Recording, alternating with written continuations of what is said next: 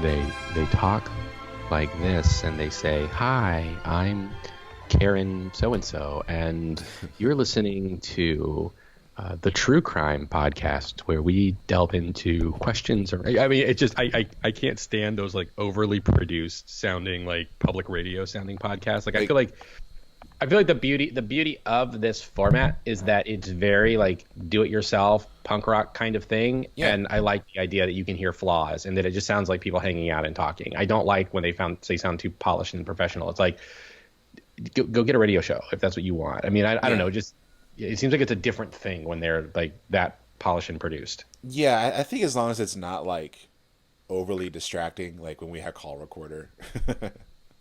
Yeah. It's fine.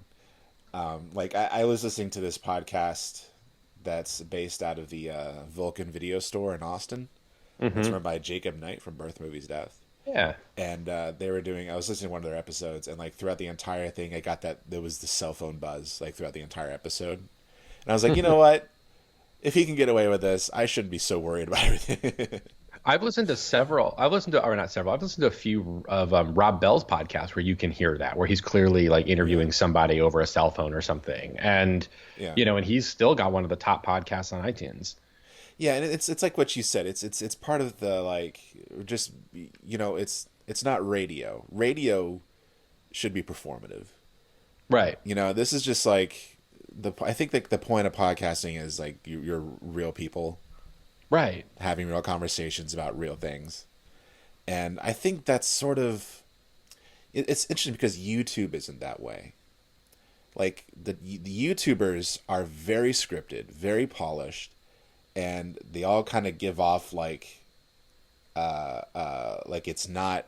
There's a lot of illusion involved in YouTubing. Not so much in podcasting. I guess there could be in podcasting, but for the most part, I don't think it's really there. Well, yeah. See, again, that's the thing. The thing about YouTube is I love the idea of the simplicity of what YouTube can offer, and the fact that people again are getting like really into producing stuff is, it becomes like what the expectation then, and then it becomes something that like the average person just isn't able to do well, right? I mean, YouTube is a very beautifully simple concept. It's a video hosting site, so it's like whatever video you want to put on, you host it, and if the expectation then is that now you have to be using, like a 60 FPS plus, GoPro camera with, $2,000 worth of audio equipment attached to it with, with like professional lighting and framing and stuff like that, just seems to lose what it is. I mean, but the cool thing is that if you want that, you can do that, knock yourself out. But when it like creates that expectation, people will be like, oh, well, to do it well, you've got to like you're doing YouTube right when you're like buying into the capitalist machine where you have to buy a bunch of crap in order to do it. Like, yeah, I would. The internet is at its best when it's disruptive and all of that. Like I said, it's like we always say we're like a garage band, and I kind of like that idea. Like, we don't. It's all kind of in the personality. And, what we do, we call it content. And so, right. Part of the content isn't necessarily the polished parts, like the equipment. It's the topics. It's what we're talking about and stuff. Mm-hmm. Yeah. And I don't know. I feel like if I were to use a bunch of expensive equipment and stuff, I wouldn't do that unless I was like making money doing this, because you really shouldn't spend your own money on like if you're starting like a YouTube channel or a podcast, like don't go out and buy the $2,000 microphone for your first episode. Right. Like that's just because you're not gonna. I mean, I guess if you want to, sure, it's your money, do whatever you want. But like, I don't know. To me, that's like if you're not getting a return on it, it's kind of pointless. It's like it's like working for nothing. Yeah, and and again, like that kind of gets into my feelings on the way capitalism has sort of, obviously has tainted everything, is that sense that in order for you that it's pay to win, right? I mean, it's the idea that if you really, if you want to be a podcaster, you gotta put the money into it, you gotta put the whatever into it. Yeah. And like, I actually think time is probably more valuable than, because like, you can go out and buy like the best toys and then like never do anything with it, Right. right? Whereas you can use garbage to do really cool things. I mean, And think about like all the memes and all the videos you probably watch on the internet. Like, how polished are they? memes are some of the most like graphically awful Yeah. things. I mean, they really are terrible in terms of their and grainy pictures and like They spread like typos. wildfire. Yeah. Yeah. Um, and there's just and that's a cool thing. Ken and I just watched CNN's the 2000s. You know how CNN does Oh these yeah, like yeah. decade specials. Um, Werner Herzog's son is like involved in those. Anyway, Nice. the 2000s one, there's a lot about the internet, and it was it kind of reminded me because it's talking about the beginnings of YouTube and all that stuff, and like how YouTube, Napster, and all that like destroyed the music industry or Yeah. radically changed the music industry. And it was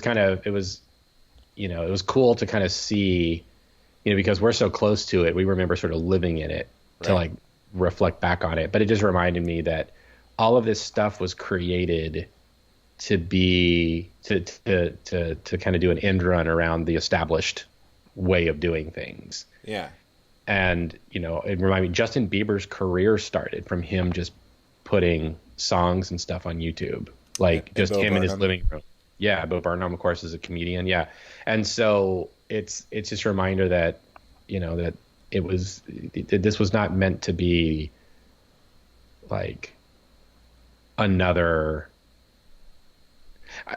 Anyway, you know what I mean. I know what you mean. Yeah, Um, yeah. And I think that's what's kind of fascinating about it. And it's kind of funny. I remember when YouTube first started, I basically just used it to watch like commercials, like right. commercials from like around the world and stuff. Well, and that's actually what it was. What started it was what actually started it, and they didn't talk about this in the 2000s, which is interesting. But what actually started it was the wardrobe malfunction Oh, at, right. in the Super Bowl because of all the uproar and no news agency or whatever would actually show it, and so there were people who missed the game, and so they were curious like what was going on, and so they kind of realized that like they're because people were trying to send it through emails and stuff, and there were file size limits and different things going on with it, and that's when these guys were like, well, if there's a desire for a place for people to access where they can just watch videos that they can't see on TV. Yeah. And that was so it was related to Super Bowl stuff, related to and then also to commercials from around the world and things like that. And I remember that that's how I saw you saw movie trailers for the first time sometimes there. Mm-hmm. Yeah, it's funny. It's funny you mentioned that because in a way it was sort of what a commentary on it's a disruptive anti-capitalist thing that was used to consume capitalist products because it was used to watch commercials. Yeah, I mean that's how I use it. My favorite video is the one that was like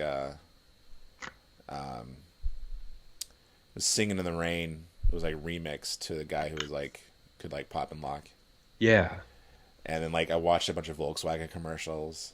I think it's because like you couldn't like watch them anywhere else. If you want to watch them TV, you have to like kind of wait for it to come on. So it's like you go to the website that has a bunch of videos. Oh, sure, the commercials are there, right? Yeah. So I don't know. Yeah, it is interesting, and I remember like a lot of like the face cam commentators and stuff. As this is also like back when people were like really into debating like creationism versus atheism and stuff, Yeah. and Well, that took a and then weird there was turn. yeah. Oh yeah. Well, and then of course you had like that thing that was light years ahead of its time, which is Lonely Girl 18 or whatever. Lonely Girl 15. Yes, Lonely Girl 15, light years ahead of its time. I watched all of those videos.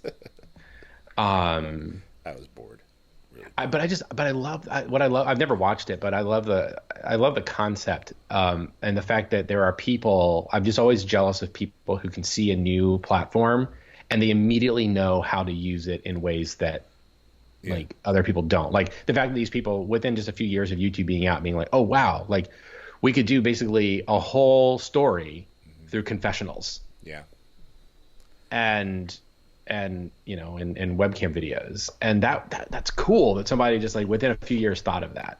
right. And what's funny is like Francis Ford Coppola, director of Godfather, Apocalypse Now. and Jack. He kind of predicted all of this because there's this documentary he made while he was making Apocalypse Now, called Hearts of Darkness. Was it that one? Might have been another one. He was a little bit older. Well, he said that like one day, all of the professionalism of filmmaking is going to go away, and some girl in Wisconsin is going to be able to take her camera in her backyard and she can make a movie and everyone's going to watch it. There'll be no professionalism. She won't have to go through any kind of hoops. It's just her and her camera, and like there's already going to be an audience for her. And he said that like back in like the 80s and 70s and stuff. Mm-hmm. Like that's really interesting. That's basically what YouTube has become. But at the same time, That's sort of a double-edged sword because there's that thing where Kumail Nanjiani posted on Twitter where he was with, I think he was with like some filmmaker friend, and they were talking about like what kind of movies do young people like? And then I've seen this. Yeah, his friend was like, "Oh, they don't watch movies, man." He's like, "What are you talking about? Of course they watch. Everyone watches movies." He's like, "No, look, they just like tap some random girl on her shoulder and like, hey, what's your favorite movie?" And she's like, "Oh, I don't watch movies." And they're like, "Well, what do you?" And Camille's like, "What do you watch?" She's like, "I watch YouTube videos." And he's like, "It's so sad because like I love movies because I grew up watching movies. Like I watched Gremlins and the Goonies and stuff." And it's like he was like, "If I grew up watching YouTube videos, I don't think I would love movies." Right. So, well, then one could argue then what does that then like what makes a movie better than a YouTube video? But of course, the obvious answer to that, which most people don't seem to understand, is that there's actually substance to a movie. Yeah, there are principles that make up cinema. Yeah, we don't let the boys watch YouTube videos anymore. Oh, really? Yeah, because they were watching like Blippi and crap. I don't know if you know Blippi. I have no idea.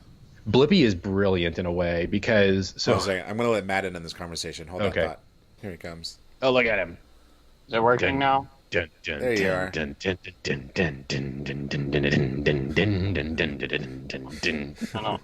know what's happening. We were making comments when you came on before, like the way the screen froze for you. It looked like you were in the middle of like some kind of like action scene in a movie. And so it looked like you were in like a Michael Bay situation where there was like, we could imagine like guys on motorcycles surrounding your car and you were like doing a drift to tail whip the guys out the motorcycle while shooting others out the passenger side window. And that about sums it up. So I had the guy who climbed in the driver's side, and so I had to punch him in the face. And nice. Well, you slammed the door on his neck first, and then you. No. He wrapped the seatbelt around him. Yeah, that's right. Use the seatbelt as a weapon somehow. No, you wrap the seatbelt around the wrist because it holds the gun against the chair, right? Yeah, that's it. Yeah, So, and then you I had to make my comment like buckle up, it's the law, right before I like shot him and threw him out of the car. So. But it's all good. It's all good. The situation has been taken care of, and I am now here. Buckle up, it's the law. What would be better, that or click it or ticket? Great. All right, so Chuck was telling me about this guy named Blippi on YouTube. Do you know Blippi, Matt? No, who? Blippi. Blippi? Oh, thank God you don't know Blippi. No, I don't believe I know Blippi. Sorry, don't ever let your kids watch him. So what it is this guy, he's our age. He started out making these shock videos, and then he decided to completely do something different. I guess he got a degree in like childhood education or something. I've kind of read a little bit about him, but he decided that he wanted to make a children's show. And so instead of like pitching a show to like PBS or something, he just decided to use YouTube to make his own children's show. And so he wears like this like purple shirt with these orange suspenders and like an orange driving cap and like these glasses. And he goes to like playgrounds and he talks to firefighters and he just does like this children's show. And there's like no content to it. And he's kind of annoying, but it's mildly educational, I guess, but in that YouTube video sort of way. And, but in a way it's kind of brilliant that this like guy was just like, hey, I want to make a children's show. He has like several 100 million viewers or something. Like, I mean, it's crazy how he's very popular. And and it's just kind of amazing. Like that to me is the beauty of what like YouTube can do is you can be like, you know what? I basically want to try to be like Mr. Rogers. And so I'm going to just be Mr. Rogers instead of pitching a show to someone. I'm just going to create it. And if people watch it, cool. If not, I'll figure something else, figure something else out. Yeah, but he is like all over. But anyway, that was one of the things. But like we've put on, but my kids have seen a lot of those YouTube kids videos that are created by like Russian robots. Yeah. Those are weird. That like, involves Elsa and Spider-Man.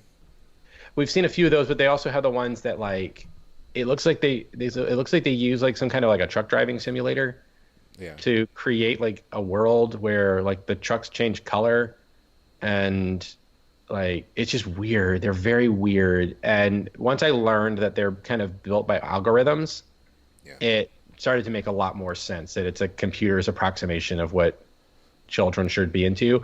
But what's scary is just how many parents just are like, because we see kids at the restaurants with iPads watching them like all the time, and just like that, like so basically a computer is raising your children. So we don't let our kids watch YouTube because there's just no substance to it. So we try to at least have the kids like watch shows that have some form of like conflict and problem solving and story, because we think story is important. I think that's good. I think that's cool. Hey, Matt. Hello. I see you're wearing your cop glasses. So I'm just going to do welcome to Masters of Divinity. You know who we are. The thing is right before Matt came on, or while Matt was doing this thing, we had this joke, between JP and I, just sort of like we're reaching that age where we don't understand how computers work, and that I think is a good segue into kind of what we want to talk about today, right? Which is JP bringing Matt and I, Father Chuck, up to speed on the world of online dating, because today, as we record, Facebook dating has gone online. Yeah. And Matt and I have been wedded for quite a while. And so we are, I don't know about Matt, but for me, I'm very intrigued by this world because it's so foreign to me. And there's just so much, I catch little glimpses of things. I know enough, I know that Tinder is out there because I know that's that there's a bunch of memes related to Tinder. Tinder and Bumble. I know about Bumble because the whole idea of how that's that puts kind of all the control in a woman's hands. My mom is a single woman, and so she's done some online dating, and so she's familiar with, she's done more things along the lines of Match.com and things like that, which are now kind of passe, right? So I want to know more. It just fascinates me.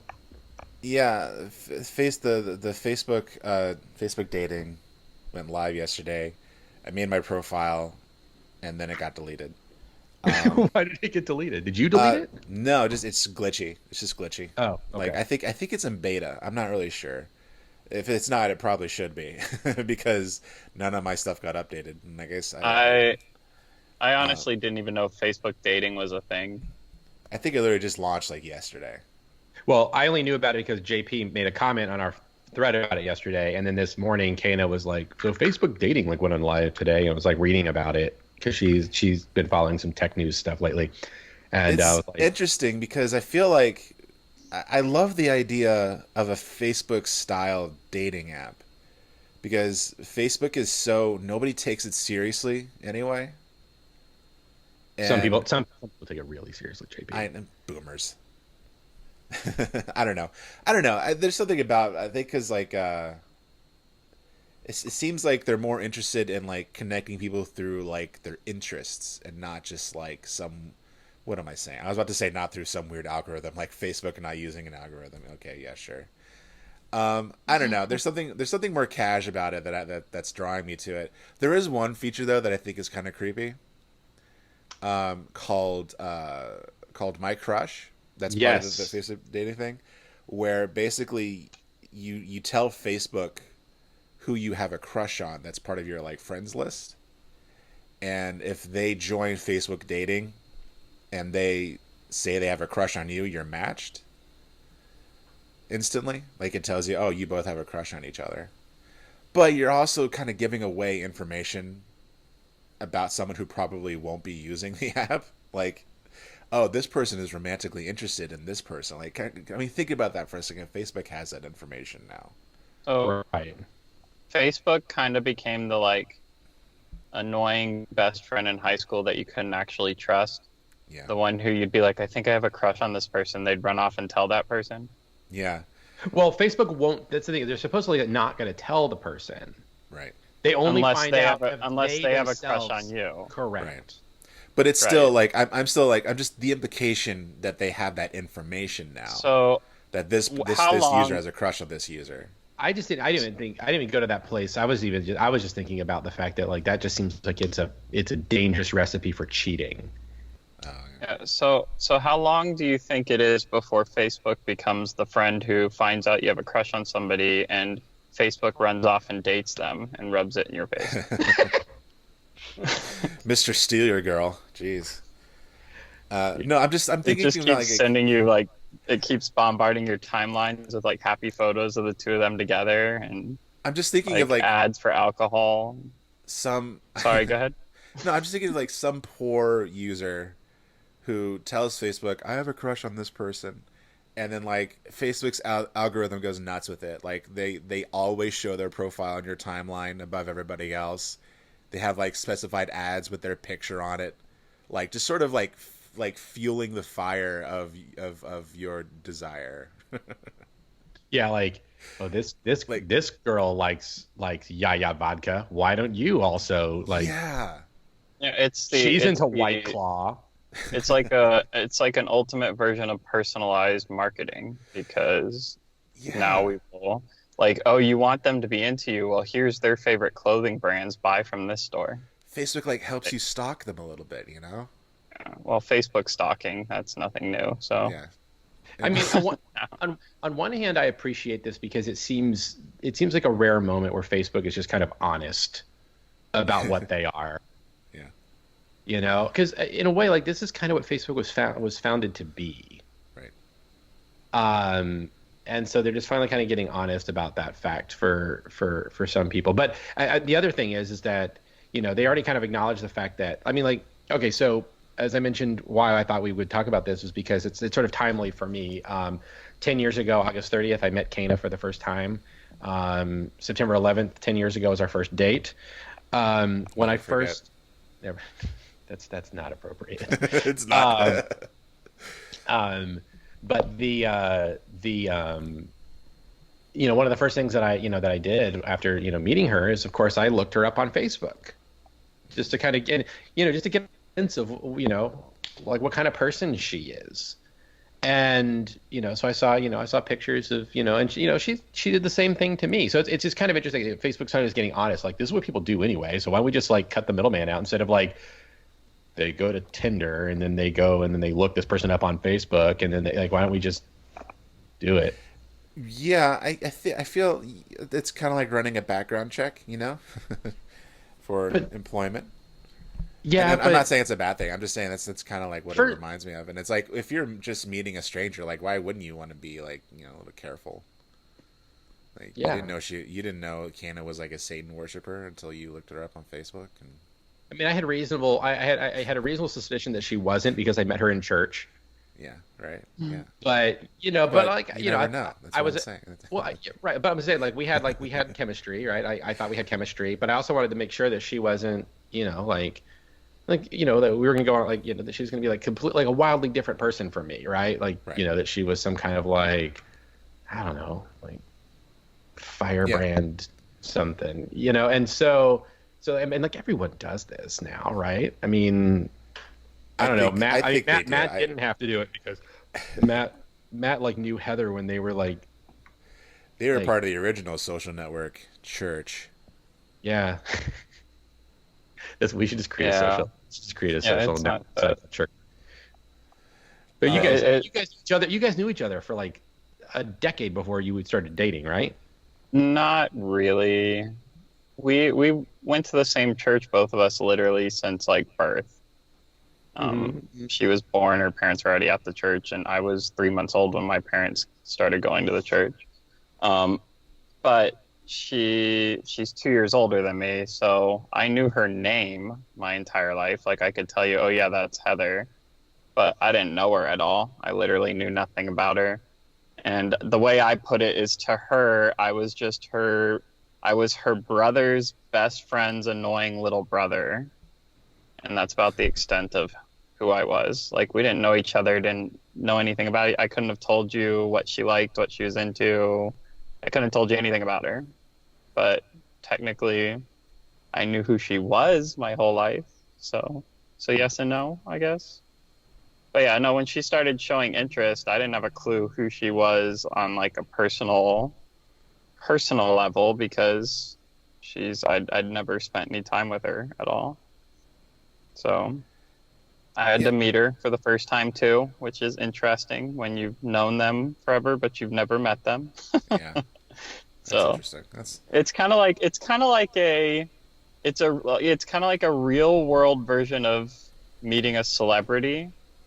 Like, you know who that person is your whole life, but you've never actually known them, got to know them, met them. That's kind right. of what the experience was like. Is I knew who she was my whole life, but I'd never met her. So you were Hugh Grant in Notting Hill. That's what you're saying. Yeah, sure. I You am Hugh essentially Grant. you had a very mild parasocial relationship.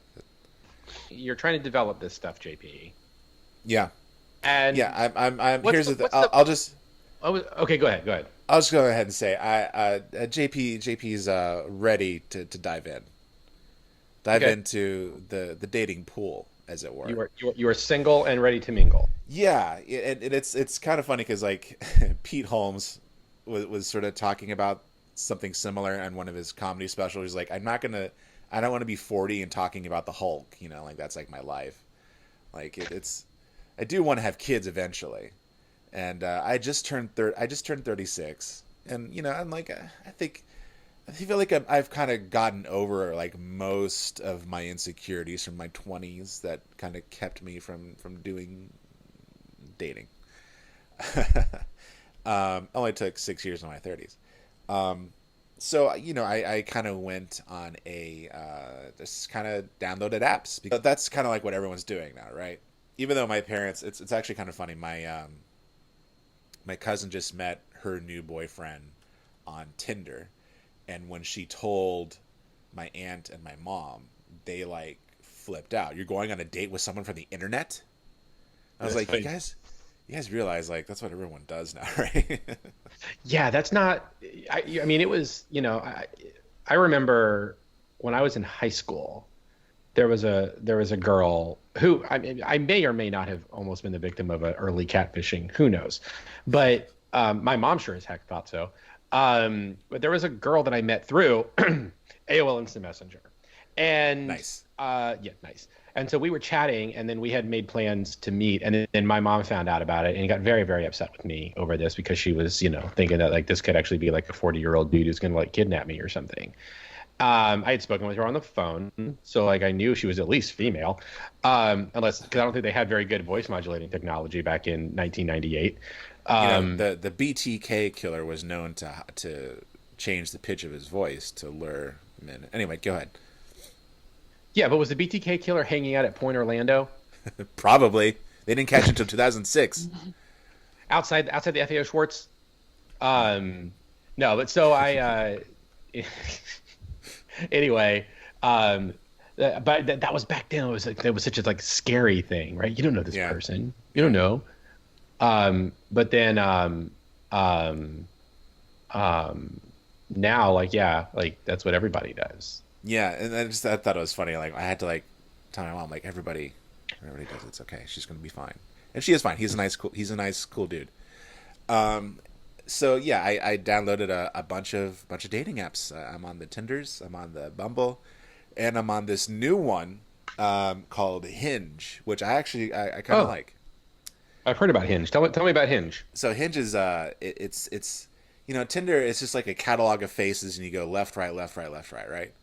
Well, in this one, your Hinge profile is like a bunch of pictures, and then kind of like a Q&A situation where it's like you have like you can choose what questions you want to answer, and that's your profile. It's like these handful of questions, these handful of photos, and if you when you're kind of searching through these profiles, instead of swiping left and swiping right, you can like favorite a photo or a question answer section, and then like add a comment, Interesting. and they choose whether or not to answer.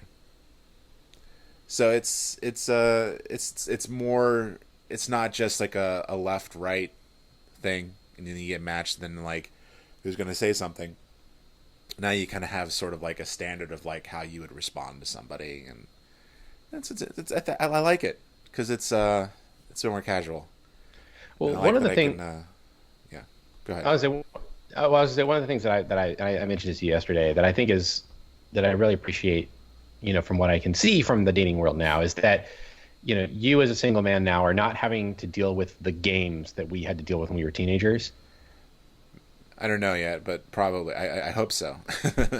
Like I Like, know you and I were talking about this last night, like about like what do you mean specifically by games?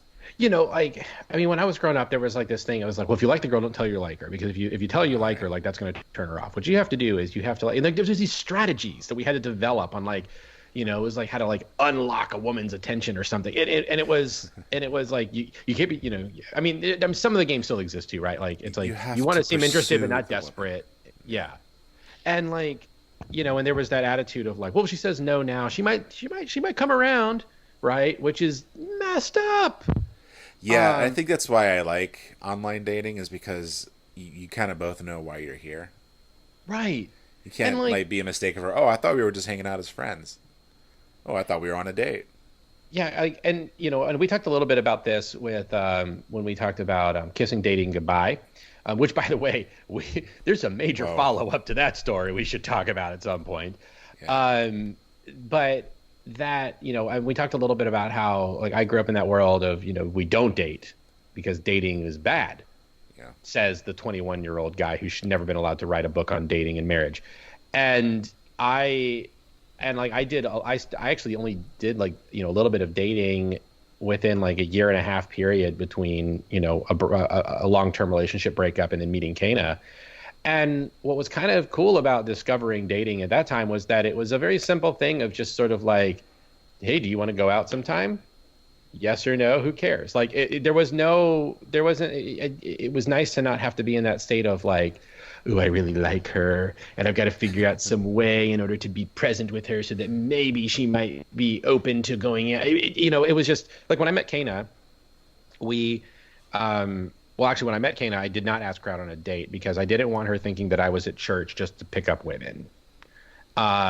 But I went back the next week and to her church, and it was just after that we just talked, and I asked her, "Hey, you want to grab dinner sometime? We'll go out sometime." And she was like, "Yeah," and we then had our first date, and just that sense of just, "Hey, do you want to?" Like there are a few people that I kind of was pursuing relationships with through online means when I was living in Virginia, and but it was just simple things like these people I had some kind of connection with through growing up or going to school with or whatever. And it was just sort of like, hey, you want to chat on the phone? You want to chat on Skype sometime or whatever? And it just turned into, it was very simple. There wasn't much like, like you didn't have to like strategize and you didn't have to do all that kind of stuff. And I don't know if that's just immature or if like that was the beginnings of our society changing, but there was just something very freeing around that sense of like, sort of being honest about the fact that you sort of knew what you were doing and everybody is sort of like open to the idea that like, yeah, like this is just, we're Yeah. expressing interest in each other. Yeah, I think it also kind of comes with just growing up too, becoming more mature, and it's like you just don't have the time, or nor the bandwidth anymore, probably, right? I know I don't, and I will say like it's I'm definitely trying just kind of like playing the field with these apps, but I will say like there is still a kind of a part of me that's just like I'm already too tired to do this. To kind of go through certain steps, I guess, through dating. And I don't know if it's because like I've gone through so many of those first steps in the past, and like they never have really gone past that, and I'm just kind of burnt out on that part of getting to know somebody, or if I don't know. I'm not really sure what it is. Is any of that making sense? Like, I don't. You have no idea how I feel, probably because you've both been married for almost a decade. Um, I don't know. I'm just saying, like, some things are still present, even with the innovation and stuff. And I think that. Well, yeah. I mean, you still have to go through the first date, and you still have to go through that. You know, one of the reasons why I knew that I could never be a full like a musician Yeah. full time is the idea of having to play the same songs over and over and over and over night after night. Right. And because that's a slog, and you do that when you date though, because you know how many times can you repeat your origin story? Oh my God, I know. So I get that. Like I get like that. There is a Yeah. it's a slog. Humanity. It's a slog. Yeah. It's yeah. And it's made me pickier. Like, if I don't, like, I'm not just gonna try to interact with just like random people, you know. It had to be like really specific about, like, okay, I'm really attracted to this person, or I don't know, like a first date. Like, I have to do their first date, not like, the first date, here it comes, you know, like. But there's also, you don't know if the other person has a way about you, which is, it's kind of funny. Right. Well, and there's also, I mean, one of the things about dating though is that like you get better at it by doing it. And so like there is kind of a sense of like, you know, you don't want to interview for the job. You don't want to be the first, you know, like the job you really want. You don't necessarily want that to be the first interview that you go on, because like you have to get the cobwebs out and stuff. But Well, let me ask you guys something. I'll start with Matt. What was your first date with Heather like? They got married. What was my first date with Heather like? Yeah. I'm the wrong that is the wrong situation Well, to ask me. it's why I'm asking you. Because literally, so we've covered it before on the show, but it was a long time ago. So Yeah. all the people that listen now probably aren't the same ones who used to listen. And they probably forgot. Yeah, anyway. Heather and I got together on a Friday night because I had a really bad relationship that lasted for a year and ended horribly, which JP probably remembers that situation. I do too. And that person was very tied into all aspects of life. So when it fell apart, it was a big deal and a mess, and everybody had opinions and comments, and that just isn't helpful. So when Heather started bringing up the fact that she was interested, we took a long time before we actually discussed it as a relationship possibility, if that makes sense. We just kind of were like, we'd go out with this group I used to teach at church, and then when the whole group would go home, we'd wind up staying wherever we were at for like 2 hours hanging out. That sounds like courting to me. Yeah. According to Joshua Harris's. Not purposefully avoiding dating in the sense that Harris talked about. But yeah, so Heather and I got together on a Wednesday night at a Starbucks and had a 4-hour conversation about whether or not we wanted to actually pursue a relationship together, because neither of us wanted to get involved in anything that we didn't feel was,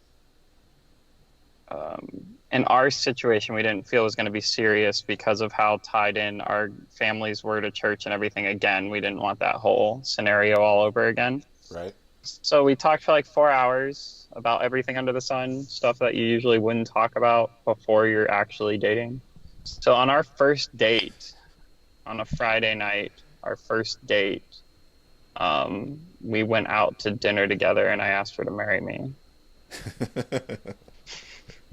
So we should probably warn our listeners. And then 3 weeks later, we got married. Yeah. Well, see, and you're still together. And 2 kids, and 10 years later, we're still together. Yeah. Yeah, listener, don't do that.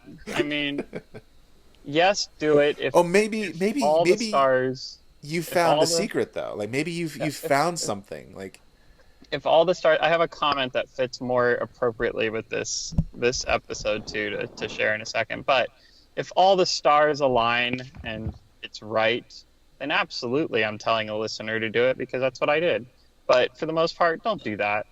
I'm not I'm not saying that's the way to go about relationships. This is just one of those, the most annoying thing on earth is asking a married person, how did you know when you met your spouse? Because it's always the same answer and it isn't helpful and it's you just know. Yeah. And it makes absolutely no sense. It makes you angry. When you're single, you want to punch them in the face. And then you get married and somebody says, how did you know? And you go, you just know. Um, so if you just know, go for it. It worked. It's amazing. It's incredible. I don't regret anything. My life is amazing now, and it's all because of that. But I'm not telling people that's the way to go about it. But I will say, kind of in line with this episode, a funny comment, because again, this is not relationship advice. This was just specifically me and Heather and our world and how the two came together perfectly and timing and everything to work. Do you But her think parents did say at one point, wouldn't you like want to date him before you get married? And she's like, we'll date after we're married. do you think that if you hadn't had the previous relationship, that wouldn't have happened? No, it definitely would not have happened Yeah. if I didn't have the previous experience and all the unique and specific to that experience in person, all the issues. If all those things weren't exactly the way they were, this never would have happened the way it did, because because the factors of that situation tied in so much with the decisions we made about whether or not we wanted to date, the way we went about it, the way we did kind of fall into like an accidental courting situation instead of dating. Mm-hmm. All of that is only because of the previous relationship before it. So it's that thing where I don't believe there is a right or wrong way to do any of this. You have to be very mindful and contemplative about yourself and what you need from a relationship. Because first of all, for JP is single right now. He is not in a relationship with somebody else. And ready to mingle. Yeah, single and ready to mingle. So I would say I spent most of my life hearing, as a Christian person, try to be the person that your future wife is going to want to marry. I don't know if you two have heard that advice, but I've spent totally. most of my life hearing that. And I want to be like, shut up, you're an idiot. Because I see it the complete reverse. JP, you are single right now, ready to mingle. But you're single right now, you're not tied to anybody. The only focus you should be looking at from a relationship is, what is it that I need from a relationship that's going to build me up, that's going to keep me healthy on my emotional, mental level, that's going to allow me to continue to grow as a person and continue to grow into who I want to be. And what do I need from a relationship right now that's going to be a healthy addition to that and not something that's going to cause me to try and turn into something else. After you get involved in a relationship, then the situation becomes, okay, now I'm in a relationship. Now I'm trying to be the person I believe I need to be, but now I have another person to consider. Now I need to also think about, what do they need? What do I need to do for them? That's the relationship aspect. But when you're single, it's the time to be like, I mean, it's like to get biblical for a second. It's what the Apostle Paul's talking about. Like, he talks about how it's better to be single, and people are like, oh, see, so you shouldn't. No. He's saying single is the only time in your life where you do get to focus 100% on you. What do you need? Where are you trying to go? What do you want to become? What is your purpose here? Because the second you have a relationship involved, it's no longer just you. Now you need to worry about the other person, their needs, their concerns, trying to help them to grow, help them to be free to be who they want to be. But you both have to do it while also be trying to decide, what are we going to be? So relationship brings that in. Single person, Quit trying to be the person you think your future spouse wants and try and be the person you believe you're supposed to be.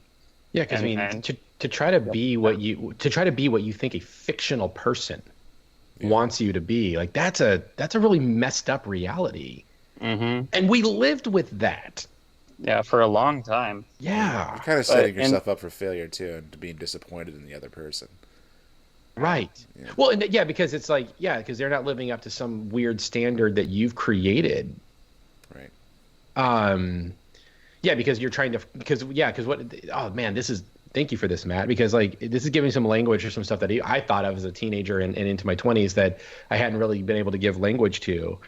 But like I realized some of the problems that I had with relationships and the emotional turmoil and just the horrible things that I experienced and even probably did in my emotional immaturity was related to this idea of being told that kind of idea, right? Try to be the kind of person that for the spouse that you want, but that inevitably also creates an ideal of what you want that spouse to be. And so then that also creates a situation where, as a man, like I kind of felt that it was my job to kind of hammer the woman into the shape of that person rather than like learning to appreciate her as she is, just as I hope she appreciates me for how I am. Yeah. Um, I think there's that's I think overall that's true, but I also think there might be like small things where it kind of applies, like if you want to be with a sophisticated, stylish person, maybe try being a bit more sophisticated and stylish yourself. You know? oh yeah. But again, Yeah. the focus, JP, that I'm saying is when you're single, it's who do you want to be? Yeah. So do you want, to use your example, even though I don't mean style and stuff like that, but to use your example, if you're like, the healthiest form of me is somebody who attempts to remain sophisticated, to dress in a way that puts out there that I care about myself and I have a sense of style. That's important to me because it makes me feel healthy and grow toward the person I want to be. Then you would be looking for somebody who's going to be sophisticated and stylish. Right. You're not becoming sophisticated and stylish to attract that person. You are looking for the person who's part of what you're wanting to become. Does that make sense? Yeah. It's a shift in focus that to me it was the biggest eye-opening and freeing moment was when I realized I don't need to become something so that I can attract that person. I need to find the person that I'm attracted to because we are becoming the same way. Like we're both moving toward the same thing. We have shared desires, shared goals, shared dreams, and neither of us are putting it on because we're trying to fit in with the other person. It's I naturally met the person who fit into where I was going in life. Because it's like I said, it was such to me, an unhealthy way of thinking to think like, be the person that your future spouse is going to want. And I'm like, well, I don't know who my future spouse is. So how am I going to become who they want? Like Chuck's saying, it's a fictional person. How do I become what they want? But then it's like, but I don't even know what I want to become. So how am I going to find a future spouse, and how selfish and wrong of me would it be to attempt to find a future spouse when I don't have any idea where I'm actually heading in life? So I'm going to pull this person in and pretend to be what they need when I'm actually going, but I don't have a clue who I am, what I want, where I'm going, and you're going to have to deal with all that and figure it out with me. As opposed to growing and focusing on who you are and who you are going to become and what you want to do in the world, and then meeting people and finding the people who do and don't line up with the direction you're going in. And then you find somebody who does kind of line up. So you start hanging out with that person. You start going on a date with that person. You both learn that we have shared desires and interests. And then your equal focuses change to, okay, so now how do I continue to move toward who I'm becoming and include this person and what they need, and also become part of their support and what they need to become who they want to become. Right. So I see an ideal an ideal situation to try and put words to it, an ideal relationship is two individuals who get to hold on to their individuality but become something more. They become the whole like two become one. Yeah, but they don't lose who they are. They found the person who allows them to still grow and maintain a sense of individuality while also gaining this other level of like, now we are us instead of just her and I. It's like, we're us. This is us. Yeah. We are going in this direction. I'm not going to force her to become me and go the way I want to go. We are going to be us moving toward this direction, this way in life. We're going to support each other, build up each other, encourage each other, and tell each other when you're being an idiot. But I'm not going to try and shape her into something else. And Right. you know what I mean? Like, it's... Yeah. I mean, and I was just thinking that what I kind of like about, both of your relationships with you and Chuck, with your relationship with Heather and Canna, is it doesn't seem like you guys are not you're not controlling. I don't really see any hint of that at all. Either in both parties, there's no kind of attempt to like change the other person. I think you both and your spouses sort of let each other kind of be who you are, which I think is really interesting and really cool. Kind of inspiring. That is definitely something I would like. I don't know. There's something, I just see something kind of freeing in your relationships that I don't see like in other ones that feel kind of rigid, I guess. Does that make sense? Am I correct or? I mean, I think so. Yeah. And I'll comment looking at Chuck and Kana so that it doesn't seem arrogant that I'm talking about myself. But I'll comment looking at them. I think that that's their relationship it's a picture of what I'm talking about. It's two people who have a healthy view of themselves, a healthy view of who I am, what I'm meant to be, what I'm created to be, to use language of our faith. I'm created to be this person. I have a healthy sense of this is what I need to do to become the person God wants me to be. And then I found a person who lines up in a way that they can hold on to who they are, who they're created to be, but we become together too. It's a hard thing to explain. It's because like you always heard that two become one thing too, and that you get this idea that like now we just have one brain and we walk around and we do one thing together, and if somebody strays, you slap them on the wrist and they come back, and then you have your one brain again and keep going. Or you do the combined Facebook account. Yeah. Oh gosh. Listen, Or people who do that, we know why you do it. Like it's pretty obvious. yeah. There's some trust issues going on there. Yep. Now there'll be like combined Facebook dating apps, and it's gonna get so In Utah. confusing. But yeah, I think it's a hard thing to understand, but I think Chuck and Kane are a good picture of it. Yeah. Is when it works out the way it should, two becoming one, to use the Christian lingo again, it's not like 2 + 2 = 1 or 1 + 1 = 1. It's still two people, but it's like this new thing. The two becomes something else. It's a partnership. Yeah, which They is don't why lose who they are. Yeah, which is one of the reasons why I really, and I apologize, Matt, if you had one of these in your wedding, but it's something that it's a hot button issue for us Episcopalians. We're very passionate about this. And many of my peers are passionate against these, and that is the unity candle. Yes. No, see, we use something else and I'll tell you why for that reason. But the thing with the unity candle, why we don't like them, one is that it's a sort of a Protestant thing that was developed for churches that don't have ritual, and they wanted to create ritual, even though they could have just drawn from their own tradition to create that ritual, because the actual symbol of unity in the Christian marriage is the exchanging of rings and the binding of hands. But that's a tangent. But the part candle, you don't like? Sure.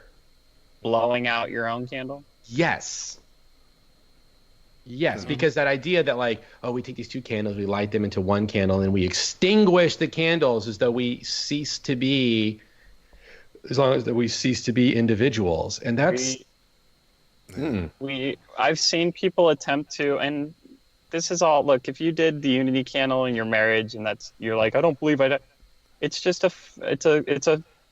I get it. It's a traditional thing to do, and it's whatever. I've seen people attempt to remedy that by not blowing out the candles. So they light the third and they leave the other. And then Heather and I, we wanted to do some kind of symbolic imagery thing, but we didn't want to do that either. So we decided to do the sand. Right, where it like mingles. And the whole point, and the whole point to the sand is that there's still the two distinct. There's like she had like pink sand, I had white or something. So there's still the two distinct sands that are separate, and they won't ever become each other, but they become something else too. And that's kind of the closest, if you want a symbol to us, that's kind of the closest image to what I could describe. Mm-hmm. But yeah, it's that whole, it's hard to understand, but to get really, really, really deep into it would be, to me, it's all part of being created in the image of God, and the fact that God is a triune God, that he is three in one, that he is somehow one God, but three separate. The three aren't any less without the other. They're all complete, all whole, and yet they're one God. And yeah, that doesn't make any sense.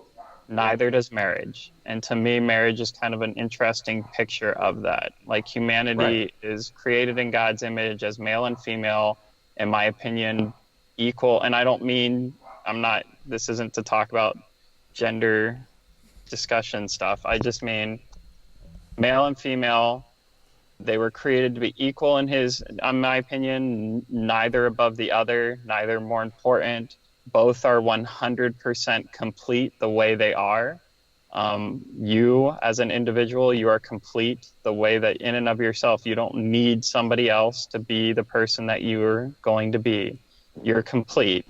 And yet, if you find somebody and decide to join in a relationship with them for life, to have a committed relationship with that person, and the two of you are going to live a life together, you become like something else also. So somehow you were both completely 100% the way you should be as an individual, and yet together you're somehow another 100% the way you should be. Does that make sense? Like it's a math equation that doesn't add up, but that's to me what it is. Like, well, Jesus gives a pretty good illustration of this in the New Testament, where he talks about he uses the image in talking about marriage he says a cord of three strands is not easily broken. So the idea of a braid, right? Mm-hmm. You've got, so in a braid you have, it's three distinct things bound together into one stronger thing. And so, the marriage, the illustration that I've often heard pastors use in talking about this in terms of marriage is that you have the two people and God representing the three braids or whatever. But again, that's saying that idea of these two distinct things, but as they're interwoven, they become a new thing, but they don't cease to be, because if they cease to be, right, like if they cease to be their individual strands, then you still only get one strand. You don't get the stronger thing. So yeah. Well, that's a great answer to the first date question. That's the whole thing on marriage. You gotta get. That's great. Can I ask you? That's why I said you should not have started with me, JP. I told you, bad idea to ask Matt. So how was your first date with Heather? Well, how about you, Father Chuck? What was your first date with Kana like? So my first date with Kana, of course, is on 9/11/2009.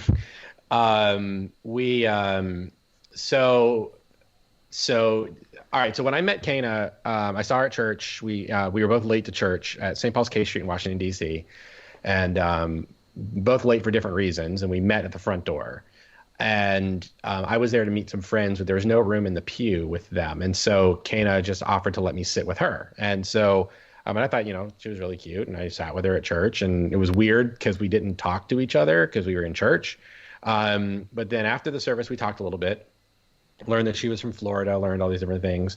One of my favorite things, she doesn't like when she sort of rolls her eyes when I bring this up. But one of the things I love is because we do a thing where the two of us will often meet with couples when we do premarital counseling to get, like, she and I will meet with one of the couples before they get married, and we talk about this stuff. And so the story inevitably comes up. So I've well rehearsed talking about our first date, and how we met. But one of the things that Kana said to me at church was she said that she started coming to that church because of a boyfriend, and she's like, and then really quick. I mean, I am not hesitant. She thinks I'm wrong when I do, but I am accurate in my depiction of how she responded to that.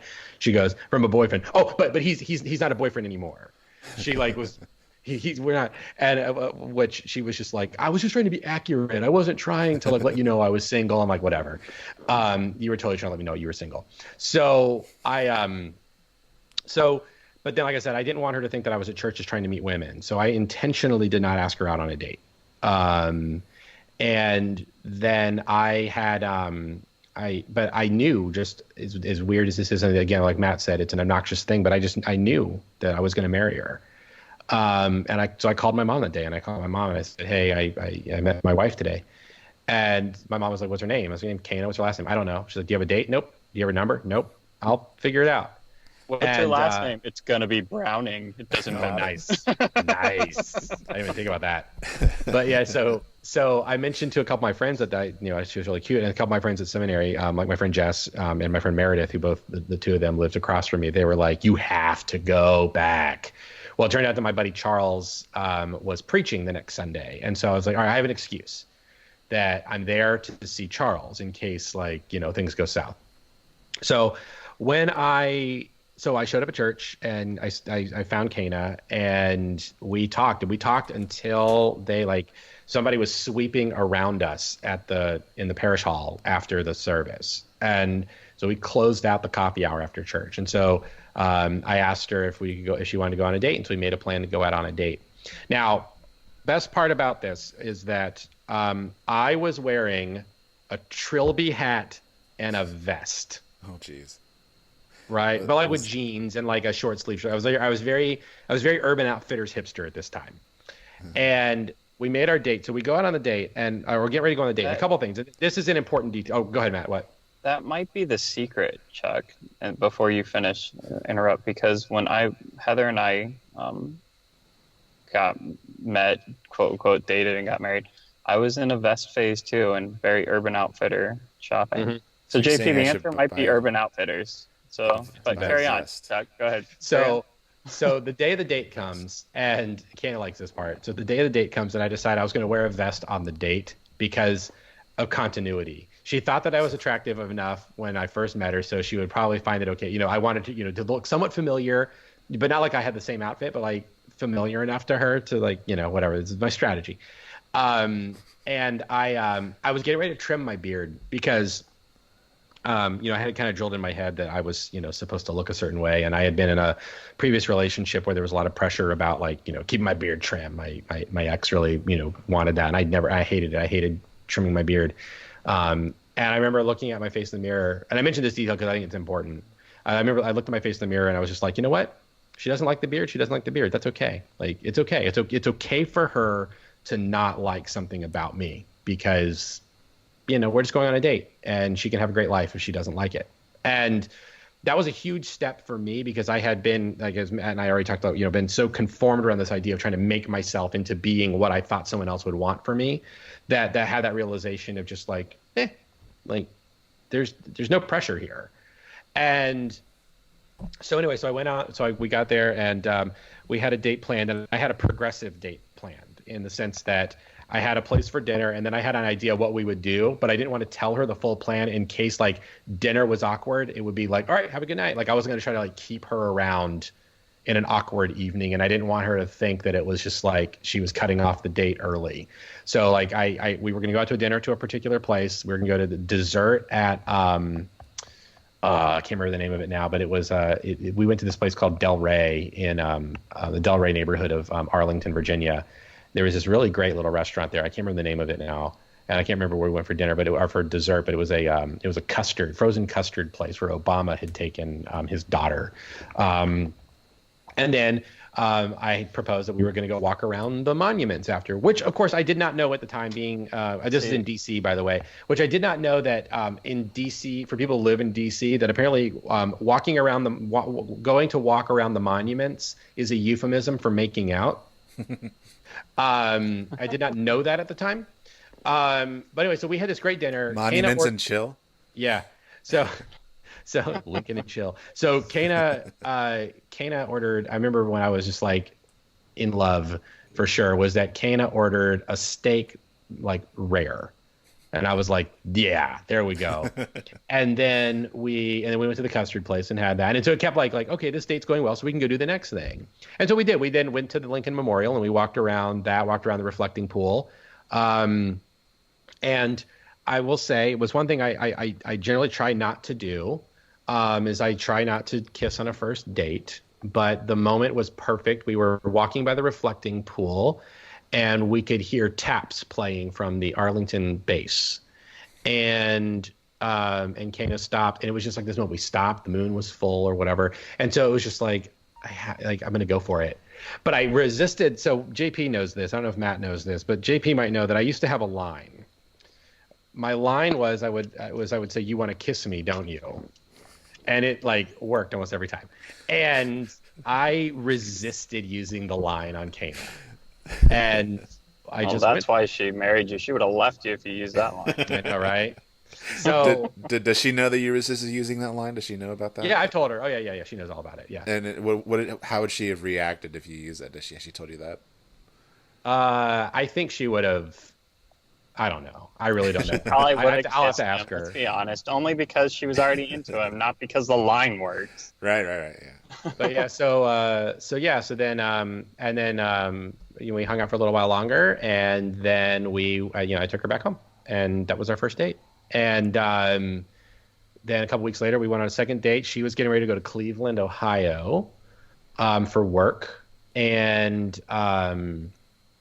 so we went on one more date before she had to leave for Cleveland. She was going for 2 weeks, or maybe we'd gone on a date or two. Anyway, it was like it was during our second date though. I don't remember what we did on our second date. We were just sort of hanging out, and it was during that second date that I mentioned to her, because she was leaving on my birthday to go to Cleveland, and I told her that that's what it was. We went on a date. She went to Cleveland for 2 weeks, and then she came back. She had a job where she traveled a lot, and then she was going to Indonesia for 2 weeks. And so our second date was after she got back from Cleveland, and then she was getting ready to leave a couple weeks later to go to Indonesia. And it was during that second date that I mentioned that she was leaving on my birthday, and my mom was coming in the same day. And so I was like, well, if I take you to the airport, like, we're going to bump into my mom. So I was like, you want to meet my mom? Like, on the second date? And she was like, okay. So we did, like, our third date. We had dinner with my mom.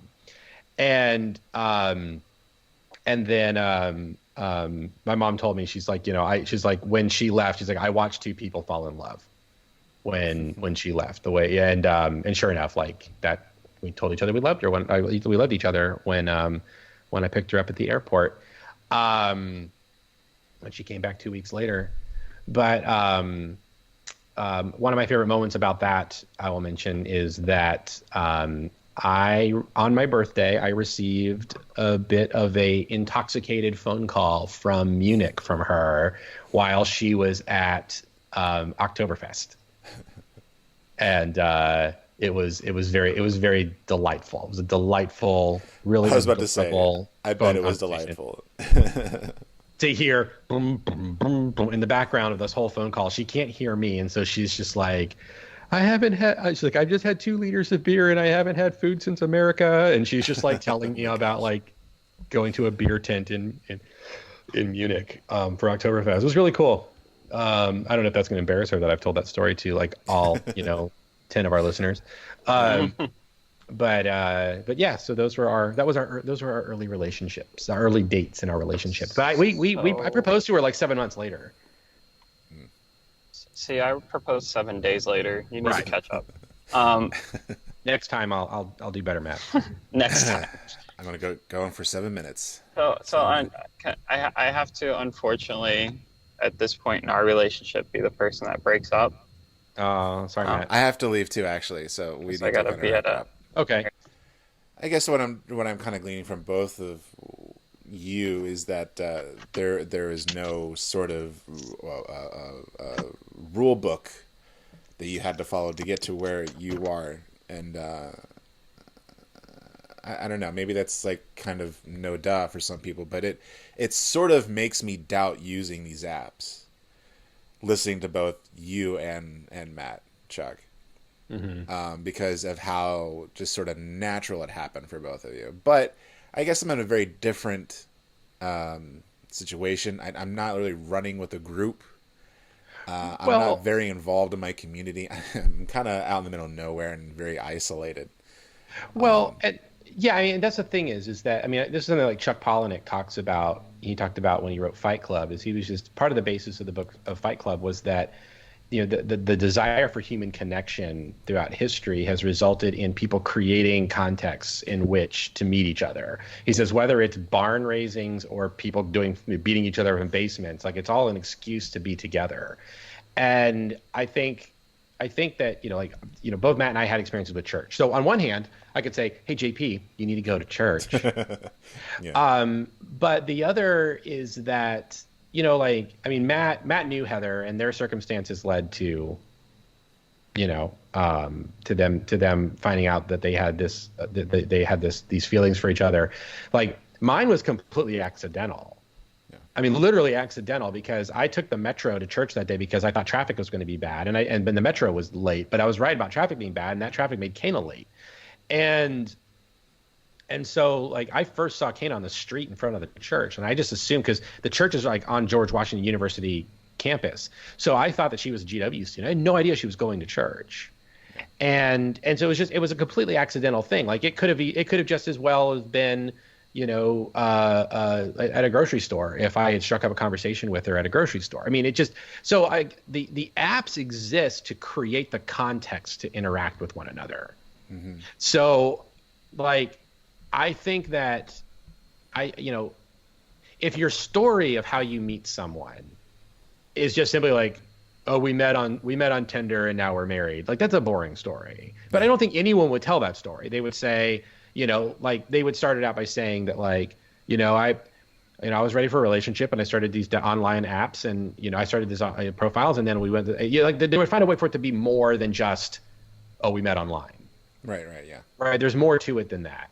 And honestly, I mean, as an aside though, too, JP, it could also be, and this is a story that happens to a number of people is, you start doing the online dating thing and then you meet somebody in a random place. Like, Right. And for all, I mean, Kana, for instance, she was on her way on August 30th, 2009. She was on her way after church to have a lunch date with another guy. She had gone to church. She met me, and then she went on another date.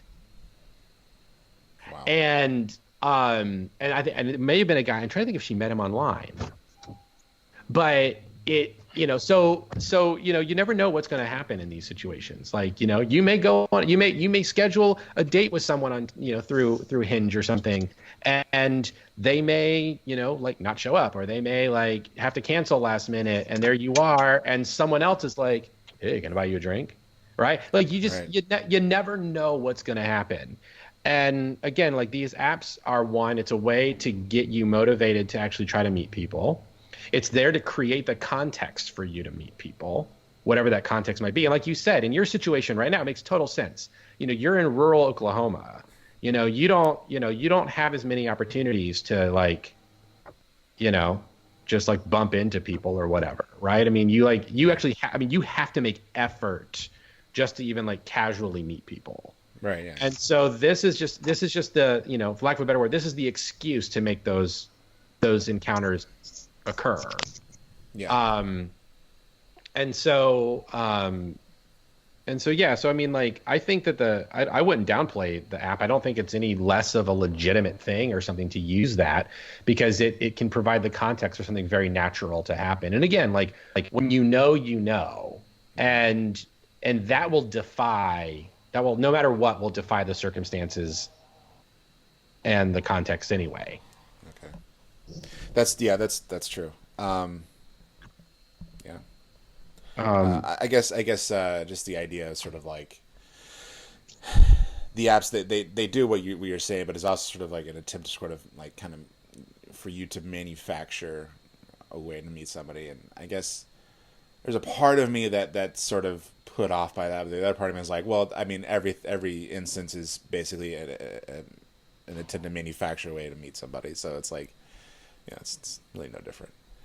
Yeah, well, I mean, you think about like prior to the development of apps, that we had bars and Yeah, clubs. exactly. Yeah, right. And that's just what they were. They were context for people who were, to go in. I mean, you still have the club, you still have all that stuff, right? And it's really the same kind of thing, except this allows for something much more meaningful than, or at least it can, right? I mean, it's all about how you use it.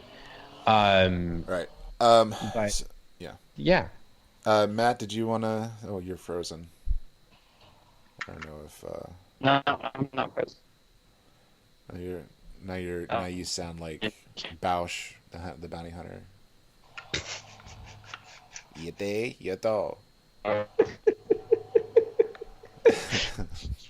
Who was actually Princess Leia, but I'm just kind of waiting. Did Princess Leia kill a bounty hunter and steal his outfit? I don't really know what the extended universe story is behind that. Or I feel like I should know. Or is the Bausch costume just one of the costumes that was in like storage in the Millennium Falcon that was left there by Lando, because apparently Lando just had like a whole bunch of costumes stored in the Millennium Falcon. All right. Well, that's all the time we have for this month. I mean, this might be our new format, doing once a month. Maybe we'll see. We're still trying to figure out what it's going to be, but stay tuned. We'll figure something out. Right? Right. We always do. Yeah. So I want to thank Father Chuck. You're welcome. And Matt Wells, also thank you. I'm sure he's and thank you for listening and watching. Be sure to join us again next time. And have a good journey. Good journey.